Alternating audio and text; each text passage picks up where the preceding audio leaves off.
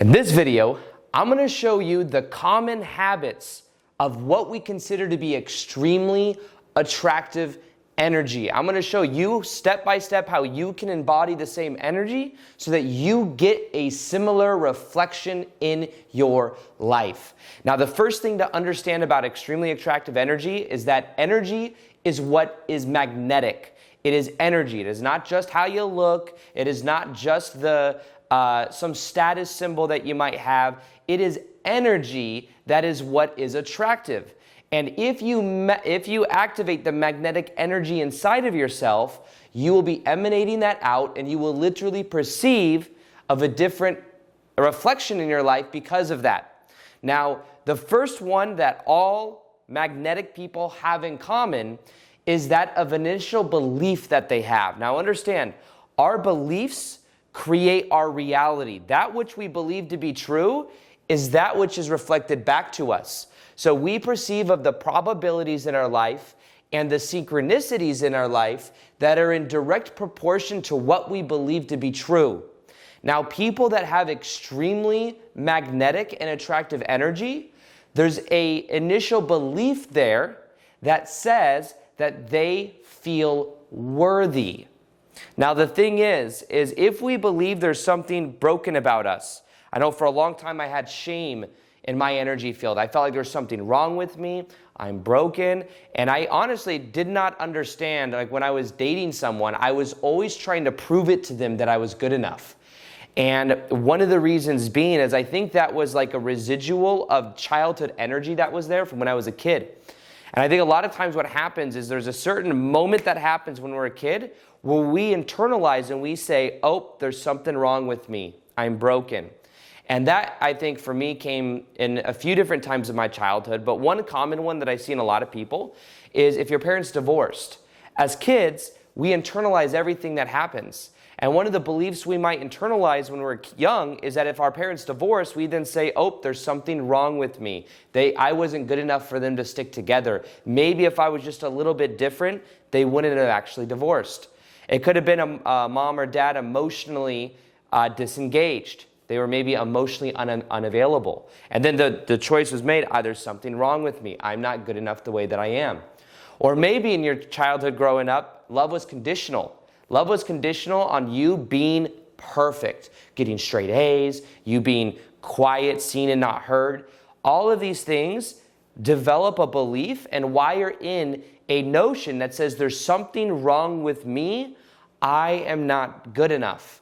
And I can tell when I look back in my journey of like really working on myself that one of the biggest things for me to shed was that level of shame, that energy of shame of believing there's something broken about me. Because then I would go out into the world and I would overcompensate to people I was meeting.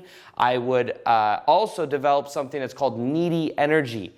People that are magnetic are void of something called neediness, because neediness is when we need someone else's validation or approval, we are then wanting something from them, and we are, in a way, normally trying to manipulate them into giving us that. So we're going to be nice to them, maybe be a people pleaser, maybe be a nice guy, and say, oh, I'm going to give you this, and in exchange, please give me validation and approval, just like mom or dad did back in the day. I'm trying to prove it to them by proving it to you. So neediness is really also like the kryptonite to magnetic attractive energy. And people you will see that have extremely attractive energy, they are not needy. And one of the reasons they're not needy many times is because as kids, they will not, normally what they've done is they've either grown up, had a very secure attachment style, which means mom and dad, they may have been able to give and receive love easily. And that's one side of it. On the other side of it, though, what it might be is they've worked on themselves and they've let go of needy energy. They've realized they are worthy, and that becomes something that's easy for them to then see a reflection of. So with this, one thing you could do to really, in a way, have this energy of feeling worthy is realize you are worthy for simply being you. You are not worthy if you do this for a living, if you express this, if you XYZ. Simply for being you. And then you can let go of the shame. The shame back in the day was there was a payoff of holding on to the shame, because if you held on to the shame, it meant you weren't rejected. It meant your inner childhood needs were met somehow. However, the key is to actually meet your own inner child needs so that you're not needing it from other people, because that it will repel that of love. Now, that's the first one. Becoming aware of the shame. 90% of all transformation is awareness. Now, the second thing you want to do is, and the second thing that all extremely attractive people have in common, is that they are the star of their own movie. Now, what I mean by this is a lot of times, especially with the neediness above, or the neediness in the number one, is when you want someone else's validation or approval, you become the cameo in other people's movie. You become the co-star in other people's movie. And you're saying, oh, I hope this person texts me back. I hope that they like me. I hope that they will give me their number. I hope. It is an energy of they have the power over me. I'm going to react to what they're doing. But one of the things that you'll notice is that if you take your star role back, doesn't mean being a narcissist, by the way. Doesn't mean the world revolves all the way around you. It just means taking your energy back and realizing that you can have your own vision in life, your own purpose in life, your own direction that you're going in life. And you could start to then realize that reality begins to change as a reflection. There's simply been a story that's on autopilot with your old self. That story that's been on autopilot may be that you subconsciously are the star of other people's movies, that you need to make other people happy. Becoming the star of your own movies, ask yourself, what do I want? What is my vision? When you go on a date, imagine asking yourself, ooh, I wonder if this person's going to like me. I wonder if I'm going to be enough for them. I wonder what I can do to get their approval or validation. Those are certain questions to ask. You don't want to ask those questions. Those are certain questions many people ask. What about these questions? I wonder if this person and I have things in common. I wonder if we have similar values. I'm curious to if I'm going to be attracted to this person or if we have polarity. Those are very different questions. Ones are questions of cameos. The cameo is like, I hope they like me. I hope I can be the perfect cameo in their star role movie. I hope I'll be acceptable and be enough. And it's like a form of self-sabotage. But then the star may ask themselves a question. I wonder if we have things in common. I wonder if we have similar values. So you want to take your star role back and become the star of your own movie. Have your own vision. Have your own energy that you're focused in a certain direction. And what you really want to do is you want to become aware of what parts of yourself feel like you need to cater to everyone else in your environment. What, once again, childhood energy is probably active that you're replaying that you can begin to let go of. So the second one is that you're the star of your own movie. Now, the third common habit of people that we consider to be extremely attractive is that of extremely attractive people are very much in their bodies. They're in their own frame of reality. When you are in your body and you are present, you have much more magnetic energy. Now, this is what happens a lot of times, especially people that go through a spiritual awakening. What ends up happening is, at a certain point in the past, it wasn't safe to be in their own body. And what happens is they then started tuning to their environment to create safety. They started tuning to mom, tuning to dad, asking, is it safe? Is it safe? What can I do to be a chameleon? What can I do to make everybody else happy? And then they leave being present inside of their own body to make everybody else happy. So then they develop this extreme intuitiveness to be able to connect to the environment, because the environment, if they could control the environment, it meant they were safe. Now, in some ways, I also believe that a lot of times these people tend to be a little bit more anxious attachment style, because one of the parts of anxious attachment style is that they want and crave love. So one of the things they'll do is they'll try to control situations in order to get their needs met. And when you don't feel safe in your own body, you're going to try to control everybody else in order to feel safe. So one of the things that I encourage you to do is to do a very simple process. I call this the frame technique. It's one of the most powerful meditations processes I've ever found for creating magnetic energy from the inside out. And it simply involves putting the energy in your hands, in your feet, and inside your body. And as you do that, and as you start to feel, you literally start to feel and you focus on the separation between you and the walls, you and the candle flame. Normally it's done with the candle flame. And what it allows you to do is to feel safe in your own body. And as you do that, you will start to feel it'll be easier to set boundaries. It'll be easier to say no to things that you don't want to do. And you'll notice that what ends up happening is you have a completely different energy that you were unleashing within yourself. Now, realize that being in your frame, being in your own body, is also a way for you to really ask yourself the question, what do I want? When you have trouble setting boundaries with someone else, you're able to see that if I set boundaries with them and they don't like it, that's their stuff, not mine. Because prior to that, we look for the validation, the approval in other people instead of giving it to ourselves and being present inside our own body. So being in your body is one of the most attractive things you can do, and it's something that changes everything when you begin to embody it. Now, the fourth common trait or the common habit that extremely attractive people have is simply the power of what is called vulnerability. The ability to express what you're really feeling, the ability to express and to put yourself in the unknown, because that's where all magic happens. If you look at this little chart right here, we have the old way, the past self, how we think, feel, and act. We get an equal to reality, a reality that's equal to those beliefs. And what we are at, the energy we are embodying is being projected out, and we are perceiving of the probabilities and possibilities that are equal to it. Now what happens is we all have an inner self-image that keeps us inside the familiar emotions of the past. And when we look at these lower vibrational emotions such as shame, fear, guilt, anger, the key to this is becoming aware of these, but also aware that a lot of times it's shame that keeps us that keeps us in that energy field, because shame wants to hide in the dark. A shame is afraid of light being shined on it.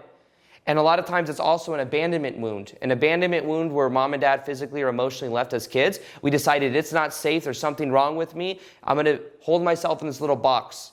And shame grows in the dark, does not like the light of awareness.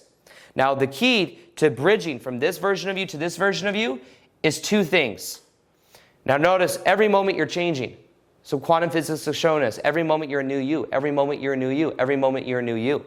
And if you want to tune to the vibration of the version of you that has extremely attractive energy, it's about realizing that version of you already exists. You don't have to create it. You just have to energetically tune to it. And the way you energetically tune to it is through two different ways. The first way is something called meditation. Meditation is a way of becoming familiar with the unknown. You can become familiar with the old version of you. Awareness will then begin to take your power back. But then you become aware of this new version of you, this new quantum field version of you that you could begin to energetically tune to using the power of your imagination. And you can feel the gratitude. You can feel the energy as if that is who you are now in meditation and become familiar with it. And you can also focus on connecting to your heart field, because the heart energy is thousands of times more powerful than that of the head energy. Now, meditation is the first one. There's meditations you can do to wire in the energy now, to take on the values, the identity of that version of you, the behavior of that version of you, the habits of that version of you. And as you do this, by the way, you will perceive of new probabilities and possibilities. But the key is going into the unknown, because the known, you'll continue to create what you always got. Now, one is a meditation. That's a way of energetically wiring and becoming familiar with this version of you. The second way is something called choice or action, being this version of you. And the way that you do that is by noticing the characteristics in that version of you and simply making a choice, this is who you are now. And as you embody that version of you, you will notice that your outer reality begins to change. But you can't be doing it, by the way, in order to get a new reality. You have to do it because it's who you are. Otherwise, it's trying to manipulate. It's trying to say, oh, I'm going to be this way in order to escape where I'm at, which infuses the idea that where I'm at is not good enough. Now, this version of you, though, the reason I'm sharing all this version of you is more vulnerable. Vulnerability is shining the light on the shame. It's shining the light and showing the real you. It takes vulnerability to go talk to that person that you're attracted to. It takes vulnerability to express how you really feel. It takes vulnerability to end or to address a relationship that maybe is toxic. It takes vulnerability and courage to do these things, but I promise you, when you begin to speak and to express the real you, you will have a very magnetic energy, because it's real. You're not hiding parts of yourself. You're not trying to be the people pleaser nice guy to get your needs met. You're being the real you. So one of the things I very much recommend you do is you wire in this new you through the power of vulnerability. Now, by the way, if you want to create a complete identity shift, let go of the past ways of thinking, feeling, and acting, the subconscious sabotage, the childhood energy that you may have carried with you since you were a kid that's keeping you kind of locked in those energy patterns. There's a very powerful way to shift into being this version of you. If you haven't seen it yet, it is this right here. This is called the magnetic activation process. There is a step-by-step process where you literally become this version of you through addressing not feeling worthy, the abandonment wound, being in your own frame, developing a vision and actually moving towards that vision, changing your core values, becoming vulnerable and activating it, where it's pretty much an energy of letting go of the heart walls to let in and activate your heart in a very powerful way. It's called the magnetic activation process. If you want to learn step-by-step how to apply what is called the MAP, the magnetic activation process, click the link below, check it out, and you will learn exactly how to do it. Or you can go to aarondowdy.com/map, M-A-P, and you can check that out. Now, the last and final and one of the most important ways to habits of extremely magnetic and attractive people is the energy of playfulness. It's the energy of having fun. A lot of times people that want either validation or approval or that don't feel attractive, they're taking everything so damn serious. It becomes so serious for them to attract love, or it's serious for them to be a certain way. It's serious and heavy. And that heavy energy, remember, if you want to have irresistible energy, you have to let go of the resistance in your body because people feel what you feel. And if you feel about yourself, I'm not worthy, there's something wrong with me, other people pick up on that energy. People are feeling what you feel. So the key is to let go of that energy and to become aware of it and to let go of the resistance and enjoy the present moment. Have more fun in your life. And start asking yourself the question, you're going on a date, set the intention to have fun. When I used to have that 9-to-5 job of selling women's shoes, if I went in like, it's very important, I sell $5,000 today, and it's so super important that I do this and do that, it's super heavy. If I went in with more of the intention of having fun and connecting with people, very different energy. So to have that extremely attractive energy, have more fun. Express the real you. Be vulnerable. Get inside of your body. Feel inside your own frame. As you do that, you will literally emanate more energy. It's one of the focuses of the MAP, by the way, the magnetic activation process, is also the frame technique, one of the most powerful magnetizing processes I've ever found. You can also focus on letting go of the neediness, letting go of that energy, feeling worthy, and becoming the star of your own movie. And as you do that, that will change absolutely everything about you. Now, if you want to learn the 5 confidence secrets of extremely attractive people, this video right here is the next most powerful video to watch to help you wire all of this in. People feel what you feel about you. The energy inside of our bodies are contagious. And based on how we feel about ourselves, that energy is being emanated out, and other people are responding to us